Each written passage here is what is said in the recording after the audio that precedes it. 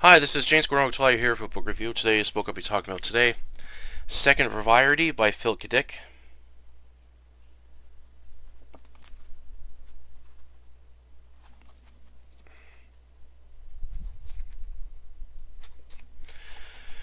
This was first published by Gauntlance in 1989. This edition from Citadel Press Books was published in May 2002. This was a decent read. This had some stories I liked and a lot that I didn't like. I actually felt the other collection I read, We Can Remember for Your Whole Resale, was actually a lot better than this one. A lot of the stories I felt had a bit like they were kind of too similar to each other. Like a lot of them had, like a lot of them were set with the main character is like married with a wife and he works like a job as a salesman or some company, and there were some other stories where it's about like trouble kids and a couple others where it deals with like people that have like psychic powers and stuff. And a lot of the stories just felt like a little too similar to each other. I wish this one had some like variety to it to make it a bit different. While this collection does have more horror stories, which I thought was interesting to see, and more post-apocalyptic theme stories, I felt this could be better. Overall, out of the short stories, only 5 of them I liked, and I'll be reviewing each 5 stories that I enjoyed, and discuss my many if issues and problems I have with this collection, and the things I liked and things I didn't like with it. Alright, onto the book review, and spoiler, I'll give away crucial details within each short story. Fair game. Returning from a long day, Anthony Douglas, a professor in Denver, sits in his red leather chair while talking with his wife, Laura. He glances over at the window and is horrified by what he sees, a giant eyeball staring at him. Laura notices he's white as a ghost. Douglas calls his wife over, but the giant eye disappears before she can see it. The following morning, Douglas is explaining to his friends what he saw, but they don't believe his story. While driving back home during the night, he suddenly notices a gold bar lying in the middle of the road. At first, Douglas is tempted to steal as his job is very stressful, as he could easily start a new life in Mexico, but changes his mind and plans to return it to the authorities. Stepping out of his car, he begins walking towards the gold bar, but suddenly notices a face looking at him from the sky. Douglas quickly runs back to his car and drives off. As he checks in his viewing mirror, both the gold bar and the face disappears. Again, Douglas tries to explain what he saw to both his friends and his wife, as they think he's suffering a mental breakdown while others think he's seeing God. Douglas snorts at the God fury and returns home with a woman calling his name. Douglas answers, but she won't move as she keeps calling for him to come. Annoyed, Douglas goes to approach her but stops and quickly runs back to the house as she isn't real. Now, not feeling safe anymore, Douglas gets in his car and drives towards the mountains through the night. The following morning, he is getting gas and asks the attendant to bring his car over to a cafe as he wants something to eat. Puzzled, the attendant asks what cafe. Annoyed, Douglas goes to point it out but realizes there isn't one there. He quickly pays the man and drives off, almost walking into a trap. As he reaches the mountains, his car suddenly jerks violently as he brings it to a halt. Getting out, he sees the front tires have been slashed. He then sees the eye again in the sky. Not afraid this time, he watches it get closer, wondering who it is. Suddenly, a net appears and it catches him. As he's being lifted, Douglas sees 2 strange beings stating they caught the biggest catch yet, confused of what's going on. Then is horrified when they bring him over to a flat, shiny surface that looks like a frying pan. The hanging stranger. Ed Loyce, a TV salesman, leaves his house after working on the basement and is driving to his store in the town of Pikesville. At 40 years old, he prefers doing all the work himself and refuses to let his old age slow him down. He has a wife and 2 sons, but as he's driving, he suddenly notices something hanging from the street light in the park. He brings his Packard to a halt and goes to investigate and is horrified when he sees a hanging body. Ed tries getting the others to notice, but nobody believes him. Baffled by this, Ed calls the police, but they ask him a bunch of questions rather than investigate the hanging body. They want him to go to the police station for further questioning. Ed drives over there but stops when he sees something hovering over the police station and town hall that notices insect-like aliens with wings. Ed runs back home and is nearly cornered by these aliens. Ed orders his wife and sons to escape the town at once, believing an alien invasion is happening. His wife tries to reason with him but forces her and Tommy to get into the Chevy. Suddenly, his son Jimmy tries to attack him, but Ed kills him with a knife, revealing he was an insect alien. Ed attempts to escape Pikeville and goes over to the next state. Ed is being interviewed by police who record his finds as they tell him he escaped an alien invasion and explain the hating body was used as bait and wasn't affected by their powers of mind control since he was working in the basement before leaving for work. Ed believes the nightmare is over, but he follows the two cops. They take him outside to be hung on a power pole, revealing they are in fact aliens, with Ed now being used as bait to lure others to them. The father thing. Charles is asked by his mother to get his father, Ted, who's been busy working in the garage. However, Charles tries to explain to his mother that his father isn't really his dad, calling him the father thing. His mom calls in her husband as Charles sneaks out of the house, refusing to get near the father thing, going to the garage where he notices a lot of spider webs and a garbage can full of the remains of his real father. Charles then flees when he hears the father thing calling for him. He runs over to Tony Peretti and asks for his help. Tony is skeptical at first, but Charles convinces him to get his BB gun that visits a black kid, Daniels, to help them pry open the trash bin. They go into the backyard and find a hole dug out. Using a bamboo stick, they pull a strange spider-like insect. They shoot at it with the BB gun. It hisses at them as they stab it with the bamboo stick. Tony believes the thing controlling the father thing ate Charles' real father and tried to mimic the father, but isn't perfect. They go into the garage and find the gory remains of Charles' real father. Charles is then caught by the father thing as his mother has also been replaced as Mother Thing. Father Thing orders the kids to leave at once, but Tony shoots Father Thing in the eye, causing him to reveal more of his insect form. The two kids flee as Father Thing destroys the BB gun. He plans to turn Charles into one of the things by having it mimic him. However, Charles Thing suddenly turns on Father Thing as the two fight each other, revealing their spider-like forms. Charles gets out of the garage with Tony and Daniels coming to his aid. Charles warns them not to go inside the garage as it isn't dead. They tell him they burned the nest by pouring gasoline down the hole and plan to burn the two things inside the garage. Charles goes looking for matches.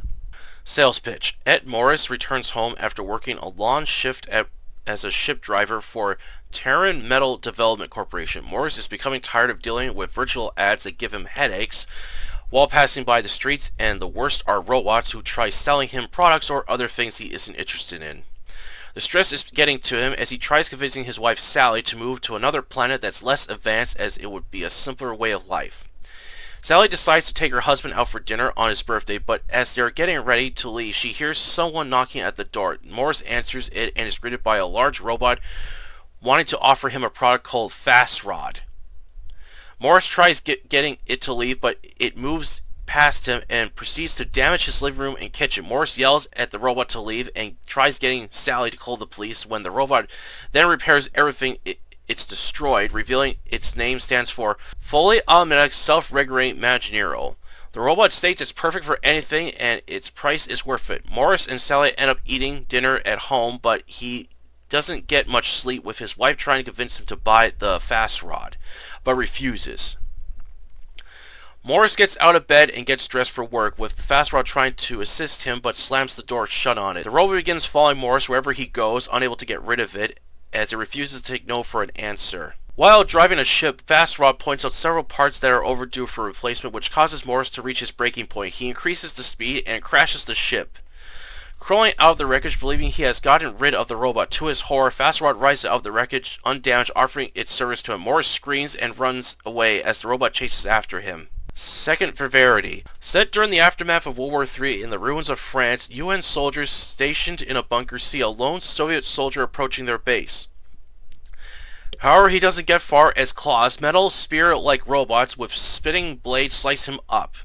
The claws were built by the UN to fight against the Soviet forces. The UN soldiers notice he's carrying something and go to check it out.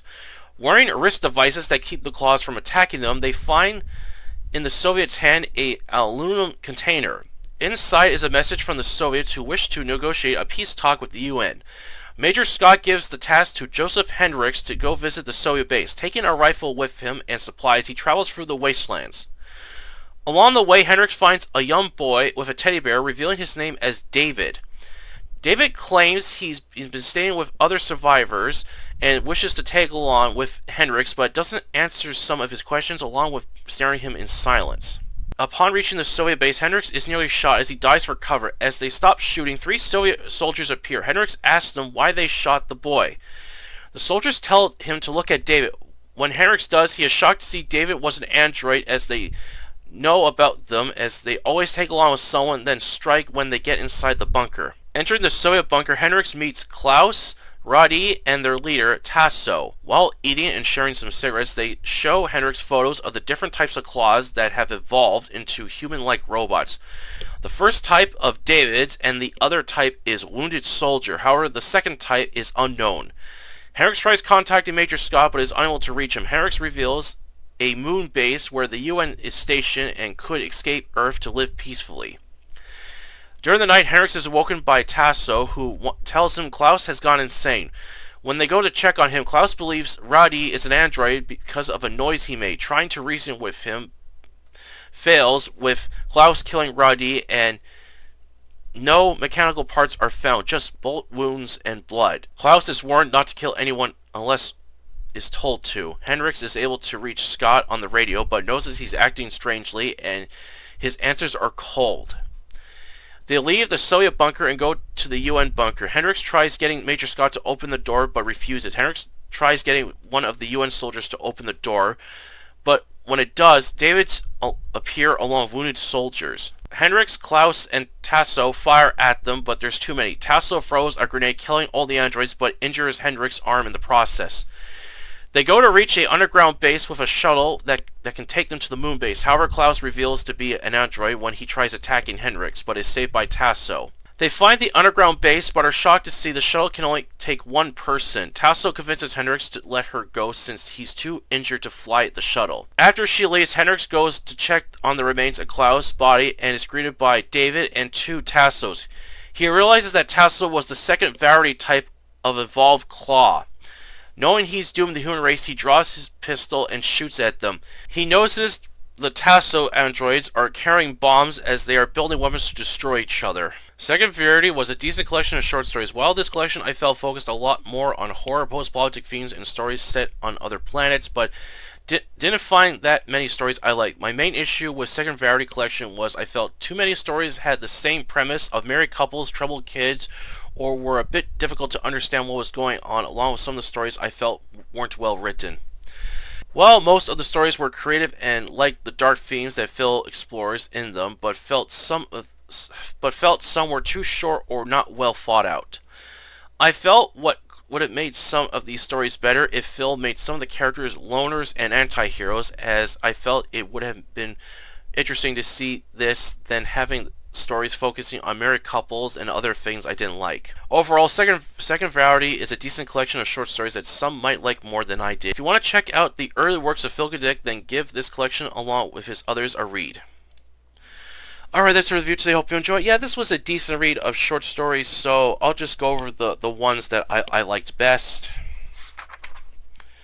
Fair Game, this is a story I remember reading a long time ago, and it definitely has that kind of like Twilight Zone theme to it, where basically you got a professor who's in the middle of working on some nuclear project that's mentioned in the story, and he sees this giant eyeball staring at him, and he becomes terrified of it, and then a bunch of strange things start happening as he tries to explain to his friends what's going on, but they think he's suffering a mental breakdown, or as one of his friends believes that he's seeing God, which he dismisses, of course. And then the story... And then things become worse when these mysterious giant eyeballs begin using traps to try to lure Douglas out of his house or away from his car. Eventually, they eventually get him, and then he's horrified to see that they're going to place him on a frying pan. I thought this story was a lot of fun, very creative and different and strange. Okay, the next story, The Hating Stranger. This is one of my favorite stories from the collection. I really like the idea of basically this person, the main character, Ed, sees this hating body and is horrified by it, and he tries to get others to see it, but they act like he's crazy, and he's baffled by this. When he gets the cops, he's then more and he begins to pick up something as strange as going on when the cops are more interested in him than the hating body on the light pole. And then he uncovers this alien invasion that's taking place. I thought this was a really good story. The ending I felt was very dark, kind of reminded a bit of the Evasion of the Body Snatchers. That's a book I'll have to review on the channel sometime. But that's what the story kind of reminded me of a bit, like how it ends, where he's being interviewed and the police are recording his conversation, similar to the one in the Body Snatchers. I really like this story. Okay. The father thing. This was another interesting story where basically you got a kid that's convinced that his father isn't real. It's been replaced by this alien being, in which he dubs as the father thing, and he notices that it's trying to mimic his father, but it's not perfect. And then when he gets his not really his friends, but they're kids that he knows on the block, he gets them to aid him to help him fight against the father thing and uncover a plot of an alien invasion with these like these like spider-like things. I thought this was an interesting story. I felt it was a little too short. I wish it could have been a little longer. Hell, it would have made an interesting novel. It could have made for an interesting novel too. The next story that I liked was Sales Pitch. This is about a guy named Morris who like works kind of like a trucker, but he drives like ships and he delivers like cargo and stuff, and he works like long hours, and he's very tired, and he's really getting tired of dealing with like ads as he passes by the street. Where basically it's these like virtual ads that are very loud, and they try to sell him products, and he's getting headaches from them. And then the worst are these robots that act as salesmen that try offering products, and this is causing him to reach his breaking point, and he tries to convince his wife to they should move out of this like high tech area they live in and go live on a planet that's less advanced, so they can get away from all these ads and robot salesmen. And then, to make matters worse, on his birthday, no less, when his wife decides to take him out to do something special with him, this robot comes into his life, and it won't leave him alone until he accepts to buy him for like a really insane amount of money. And he obviously doesn't have the money to buy it, and the robot won't take no for an answer. And this thing destroys his house and it repairs it, saying, "Oh, I'm the ultimate robot for you, and my price is worth it." And this thing just won't leave him alone, and Morris is now reaching his breaking point, and his wife tries convincing him to buy the robot, which he won't. And then this has Morris kind of almost a bit suicidal when he tries crashing the spaceship to get out of this hell that he's living in with this robot that's annoying the living hell out of him. He crashes the ship, survives the wreckage, and he believes he's gotten rid of the robot, but to his horror, the thing just rises undamaged and wants him to buy him still, and he screams in horror and just runs away as the robot chases him. I thought this story was interesting. I found it amusing, but it's so relevant today's times with ads just getting so annoying. Like back in the days, like cable TV ads weren't bad. Like, you know, like there was radio ads and stuff, and those weren't bad. But today, commercials are getting so annoying. Like, there are so many ads, it just becomes a nuisance to deal with these things. As people don't like, you know, people still watch TV and stuff, and there's like, you know, ads and stuff. But back in the day, ads were were really annoying, like really stupid, and the whole gimmick was that you would remember them. Now ads are just getting more worse because now people are watching videos and stuff more on the computer, so ads are like almost everywhere, and they get annoying. The worst is on YouTube, where ads just constantly pop up. And recently I was watching a video, and not even 5 seconds into the video, an ad pops up, and this is really annoying. Just these like stupid ads that just pop up so frequently, they get annoying. So I know what it feels like to be the character Morris, because ads are just, there's some ads I don't mind, but there's the stuff that I don't care for just gets annoying after a while. And while I felt this story was interesting, I felt I wish I had a different ending. Actually, I was reading some trivia. Apparently, fans did not like the ending, and Phil kind of was thinking of rewriting the story, like having an ending where Morris and the robot become friends. But I thought, nah, a better ending would be where Morris has finally had enough and just takes a wrench or something heavy and just smashes the robot until he destroys it, and then begins killing robots because he's had enough of these things. So I think companies seriously need to like lay off on the ads, because like having ads pop up frequently gets really annoying. Alright, and the last story that I liked, Second Verity. This was another story that I really liked. This is set in a post-apocalyptic World War III story, where you got both like UN soldiers and Russians are trying to negotiate a peace deal, as basically neither side had, like, basically the UN side has won, but Earth is like left in ruins, and you got these claw robots that are attacking like the Soviet forces, and they had enough. They want to negotiate a peace deal, but when the main character Hendrix attempts to do this, he makes a shocking discovery that the claws are now evolving to androids to make themselves look like humans so they can kill other humans. And then he also discovers that they're also not only are they killing both humans, but they're also destroying themselves because they have no enemies left to fight. This was a really good story. It has a dark ending, but I really enjoyed it. And this was also made into the excellent film Screamers, starring Peter Weller, which is one of my favorite Phil Dick films ever made. That, along with Torrico, are two of the best adaptations to Phil Dick's work that I really like. And Screamers they do change some of the things around. They changed the setting from Earth to like it's on another planet. It's like a fictional war and stuff, but the whole themes and setting is exactly like in the short story. The ending's a bit different, but I'm not going to reveal it. You'll have to watch the movie screens for yourself. They did make a sequel, but I heard it was not that good, so just stick with the original 90s film. It's excellent. Yeah, so those were out of the out of these 5 short stories. Those are the only ones I liked. The rest I did not like at all. Some of them like The Golden Man. This was a story I did not like at all. I did not like the way how Phil opens up the story. It's got this like really weird like salesman like talking to people, and he's like being really strange. Then it's revealed he's looking for the whereabouts of some mutant known as the Golden Man. And as the story progressed, I just didn't like the way it was written. I thought the idea, basically you got this agency that's after mutants are at war with them, and there's this one mutant known as the Golden Man who has golden skin. He has the ability to see, like he can see into the future, so he can prevent things from happening, and they're trying to capture this guy. I thought the premise of that sounded really good, but I just didn't like the way Phil wrote the story. Let's see what else. Tony and the Beatles. This was another story I did not like. It's about a kid that's it's friends with these these alien like beetles, and the planet. He's on Mars, I believe, and they're the humans are at war with them, and the kid Tony tries to go on his day, but things are just getting worse around him. I thought, that wasn't a really good story.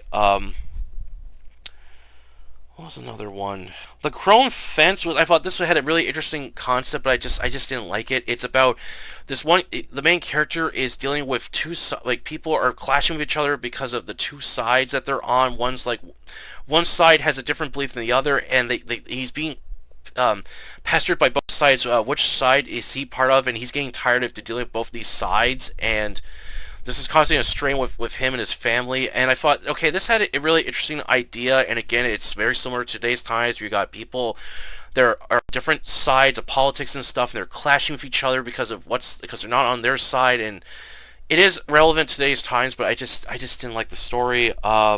Yeah, there was some other stories I didn't like. I just felt that this collection just had too many stories that were similar to each other. I wish it had some different variety to it, like something like different stories. That way, it offers more than like some similar stories. But overall, this was a decent read.